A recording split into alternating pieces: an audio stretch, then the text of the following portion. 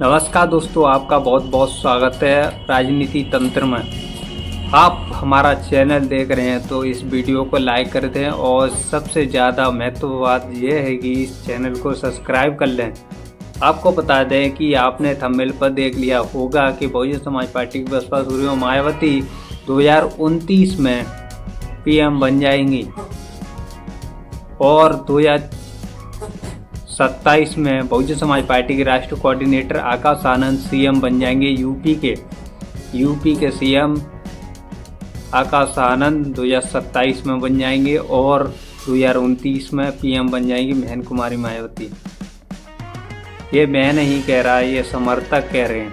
बहुजन समाज की आवाज़ उठाने वाला हमारा चैनल कोई भी दावा नहीं करता, लेकिन आपको बताते हैं कि जो कि बहुजन समाज पार्टी के वोटर कह रहे हैं।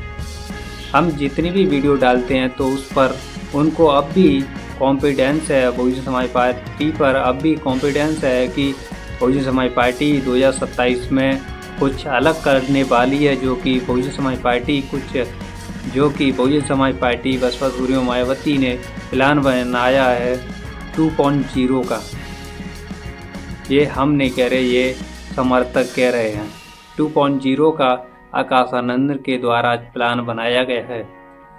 बहुजन समाज पार्टी का जिस तरीके से ग्राफ गिर रहा है उस तरीके से समर्थक को भी अब भी अनुमान है और अब भी ताकत का भरोसा है। बहुजन समाज पार्टी के अब भी ताकत का भरोसा है वोटरों को।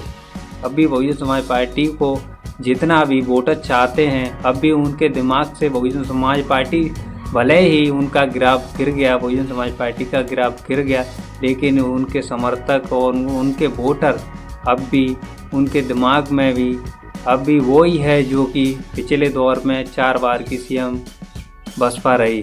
बसपा की तरफ से 4 बार सीएम पद की शपथ लेने वाली बहुजन समाज पार्टी की बसपा सुप्रीमो मायावती, अब भी उनके दिमाग में वही जो सिस्टम बना हुआ है कि पिछले दौर में बहुजन समाज पार्टी का ग्राफ गिरा लेकिन फिर उठा, फिर बहुजन समाज पार्टी और 4 बार की सीएम दे चुकी। अब भी बहुजन समाज पार्टी की ओर से और जो कि बहुजन समाज पार्टी की ओर से प्रतिक्रिया और जो राजनीतिक दौर से गुजर रही है, जो कि जो बहुजन समाज पार्टी को बहुत ज़्यादा नुकसान होता दिख रहा है हर भी चुनाव में। जैसे 2024 के चुनाव में, 2007 के बाद में जितने भी चुनाव हुए, लोकसभा विधानसभा के उपचुनाव भी बहुजन समाज पार्टी को बड़ी झटका मिलता हुआ दिख रहा था और मिलता हुआ, जो कि बहुत ज़्यादा बहुजन समाज पार्टी को नुकसान होता दिख रहा है। जितने भी उपचुनाव हुए उनमें अभी हाल ही में यूपी में 9 सीटों पर विधानसभा उपचुनाव हुए तो उसमें भी बहुजन समाज पार्टी को बहुत ज़्यादा नुकसान होता दिखा। ऐसे में बहुजन समाज पार्टी के समर्थक नहीं मानने वाले और बहुजन समाज पार्टी के जितने भी कट्टर बसपाई हैं वो अब भी बहुजन समाज पार्टी को, जो कि 2027 में आकाश आनंद को सीएम देखना चाहते हैं और बहुजन समाज पार्टी के बसपा सुप्रीमो मायावती को 2029 में पीएम देखना चाहते हैं।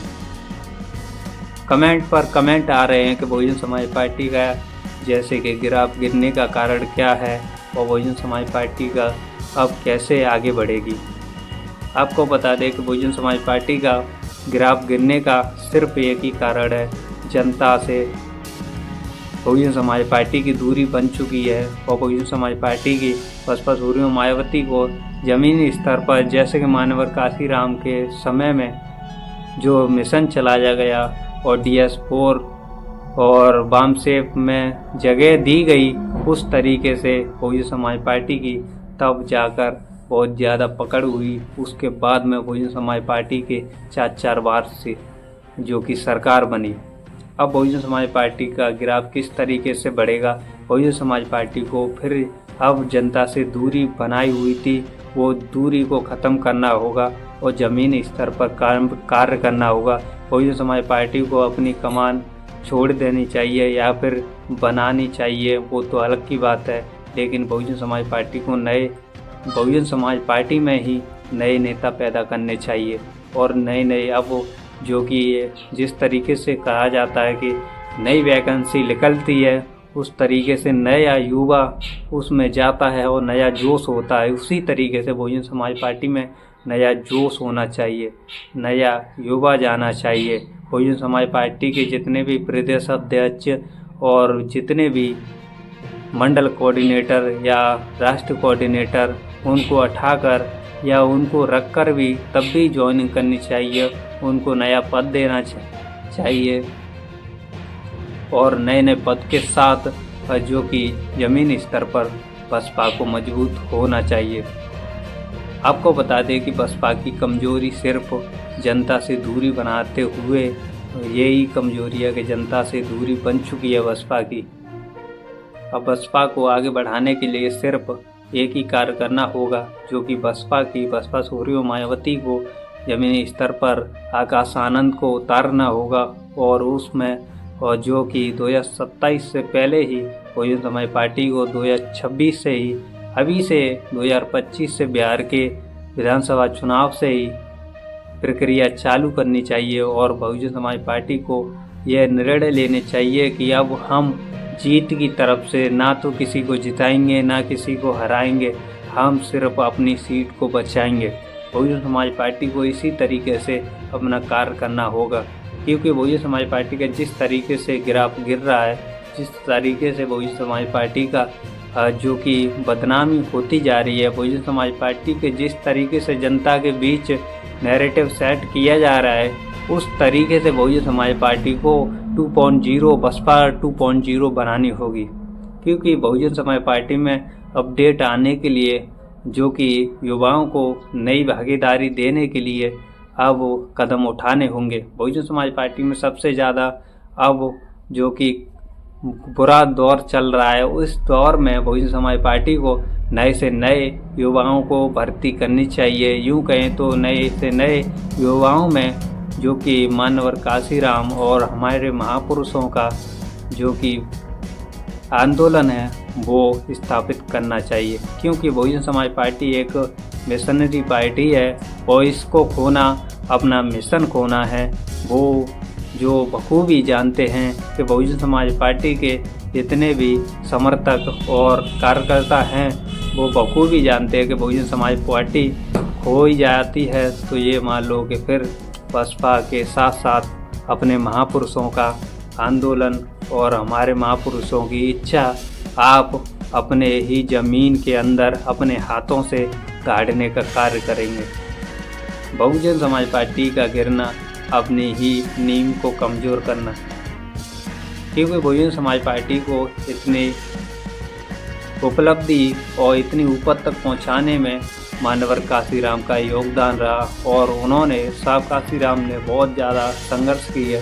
जब बसपा को इतनी ऊंचाई तक 4 बार की सीएम बनाने में बसपा सुप्रीमो मायावती को 4 बार सीएम बनाने में कामयाब हुए। ऐसे ही में आपको देखना होगा कि 2027 के चुनाव में आकाश आनंद की ज़बरदस्त एंट्री करानी हो गई यूपी के अंदर, जबकि यूपी में 4 बार बीएसपी की सरकार रहने के बावजूद एक भी सीट नहीं निकले, तो वो सोचने की और समझने की और देखने की क्षमता को बढ़ाना चाहिए। क्योंकि जब बीएसपी की इतनी बड़ी पूर्ण बहुमत की सरकार होने के बावजूद 2007 में पूर्ण बहुमत की सरकार बनने के बावजूद बहुजन समाज पार्टी का एक भी कैंडिडेट जीत नहीं पाए, वो तो बहुत बुरा हाल है। क्योंकि बहुजन समाज पार्टी को ये सोचना चाहिए कि इतने इस तरीके से बढ़ने में तो विफल रही, लेकिन इस तरीके से गिरी जो कि 15 साल के अंदर बहुजन समाज पार्टी का इतना ग्राफ गिर गया कि बहुजन समाज पार्टी की बसपा सुप्रीमो मायावती जितने भी प्लान बना रही हैं और बनाती हैं तो वो सभी फैल जा रहे हैं। उसका कारण सिर्फ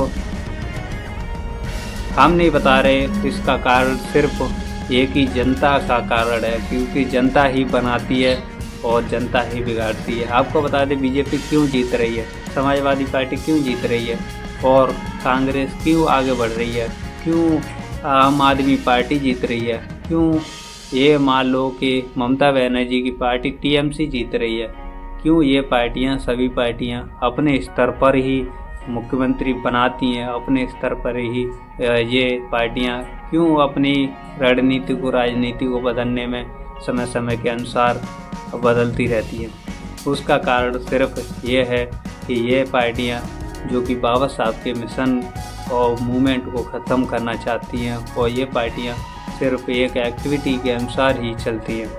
इनको दिखता है कि इस तरीके से हमको वोट मिलेगा, उसी तरीके से ये पार्टियां अपना वोट बटोरने में और बाबा साहब की तस्वीर लेने में और कोई भी झिझक नहीं होती है। इनको ना तो किसी मिशन से मतलब है, इनको सिर्फ वोट से मतलब है, और वोट के खातिर ये बाबा साहब की तस्वीर लेकर समाज के अंदर जाते हैं और हमारी समाज इनको वोट करती है, और फिर उसके बाद में उसी बाबा साहब के मिशन को ये कुचलने का काम करते हैं, ख़त्म करने का काम करते हैं। जैसे बीजेपी ने 26 नवंबर को, जैसे 27 नवंबर को कार्य करने का स्टार्ट किया था, संविधान के नाम पर कांग्रेस अपना वोट बटोरने में कामयाब होती दिख रही है। उसी तरीके से बीजेपी को पता पड़ गई, एक नई रणनीति बीजेपी ने बनाई कि संविधान के नाम पर वोट टूटा जा रहा है। उस तरीके से संविधान ख़त्म करने पर बीजेपी को घेरा जा रहा था।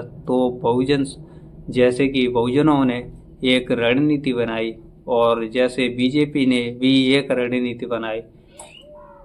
बीजेपी की एक रणनीति में बहुजन समाज फंस गया, क्योंकि बीजेपी जो कि कांग्रेस बना रही थी कि संविधान खतरे में, संविधान ख़त्म हो जाएगा, उस तरीके से नैरेटिव बनाया जा रहा था। उसी तरीके से बीजेपी ने भी एक सिस्टम बना दिया कि बीजेपी ने दिखा दिया कि संविधान कभी भी ख़त्म नहीं होगा, और संविधान के ही नाम पर बीजेपी ने अपना कार्य करना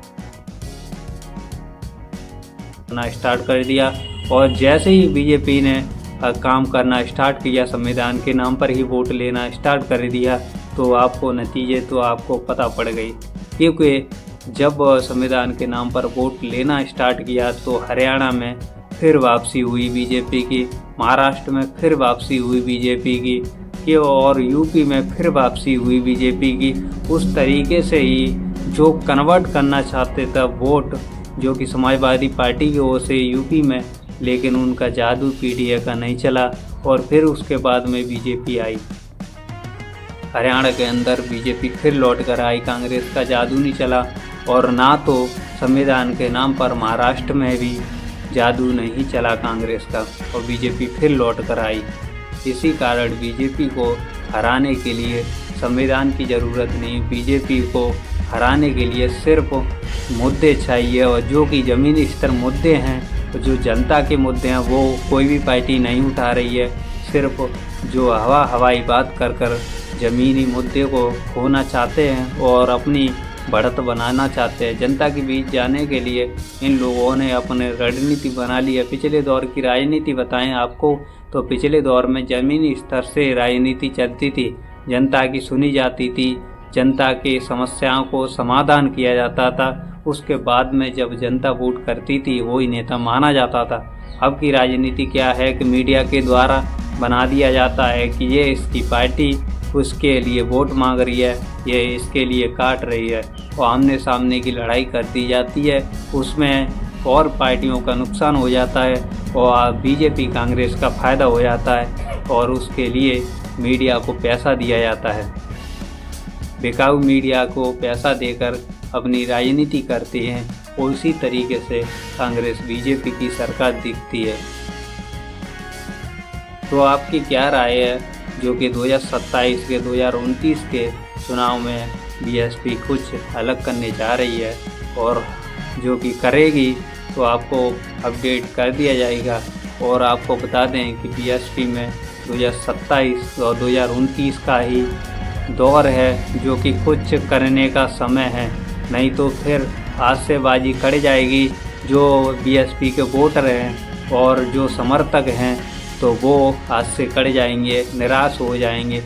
फिर जब भी अभी थोड़ी बहुत उम्मीद बची है वो भी ख़त्म हो जाएगी, और वो उम्मीद के साथ इसलिए आपसे अनुरोध है कि इस चैनल को ज़्यादा से ज़्यादा, इस वीडियो को लाइक करें और चैनल को सब्सक्राइब करें। क्योंकि 2027-2029 से पहले आपका 2025 में बिहार में चुनाव है। उसमें बसपा की क्या प्रतिक्रिया रहती है, क्या बसपा उसमें आकाश आनंद को भेजेगी, वो तो समय पर ही पता पड़ेगी। लेकिन आपको बता दें उससे पहले इस चैनल को सब्सक्राइब कर लें। धन्यवाद।